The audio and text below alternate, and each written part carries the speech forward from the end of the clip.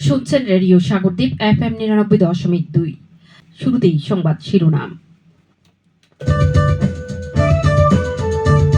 এমপিওভুক্ত শিক্ষকদের জবাবদিহিতার আওতায় আনা হবে বলে জানিয়েছেন শিক্ষা উপদেষ্টা অধ্যাপক ডক্টর সিআর আবরার। এমপিওভুক্ত বিদ্যালয়গুলোর যেসব শিক্ষক ক্লাস বাদ দিয়ে অন্য কাজে নিয়োজিত তাদের জবাবদিহিতার আওতায় আনা হবে বলে জানিয়েছেন শিক্ষা উপদেষ্টা অধ্যাপক ডক্টর সিআর আবরার। বাংলাদেশ সংবাদ সংস্থাকে দেওয়া এক সাক্ষাৎকারে তিনি এই কথা জানান। শিক্ষা উপদেষ্টা জানান, অনেক শিক্ষক আছেন যারা ক্লাস না নিয়ে অন্য কাজে ব্যস্ত থাকেন। যেহেতু সরকার এমপিও কার্যক্রমের আওতায় তাদের নিয়োজিত করেছে এবং বেতন দিচ্ছে, তাই তাদের জবাবদিহিতার আওতায় আনতে হবে। নন পারফর্মিং প্রতিষ্ঠানগুলো মার্চ করা যায় কিনা তা নিয়েও আলোচনা চলছে বলে জানান তিনি।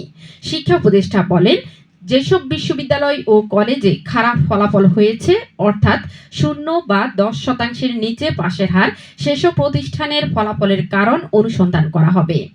একই সঙ্গে যেসব প্রতিষ্ঠান পূর্বের ধারাবাহিকতা বজায় রেখেছে এবং পাশের হার ও জিপিএ 5 প্রাপ্তির হার স্থিতিশীল রয়েছে, সেসব প্রতিষ্ঠানেও প্রধানদের ডাকা হবে।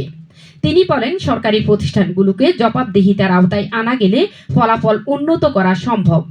আমরা তার যথার্থ উদাহরণ পেয়েছি। অনেক প্রতিষ্ঠান যথাযথ যাচাই ছাড়াই এমপিওভুক্ত করা হয়েছে, যেগুলো নানা সমস্যায় জর্জরিত। সেই প্রেক্ষিতে নন পারফর্মিং প্রতিষ্ঠানগুলো মার্চ করা যায় কিনা তা নিয়েও আলোচনা চলছে। যেসব প্রতিষ্ঠানে 1 বা 1.5 শিক্ষার্থী ভর্তি হলেও পরীক্ষায় অংশ নেয় মাত্র 10 থেকে 12 জন, অথচ 15 থেকে 20 জন শিক্ষককে বেতন দিতে হয় সরকার। এমন অপচয় রোধের বিষয়টিও গুরুত্বের সঙ্গে বিবেচনা করছে বলেও জানান শিক্ষা উপদেষ্টা।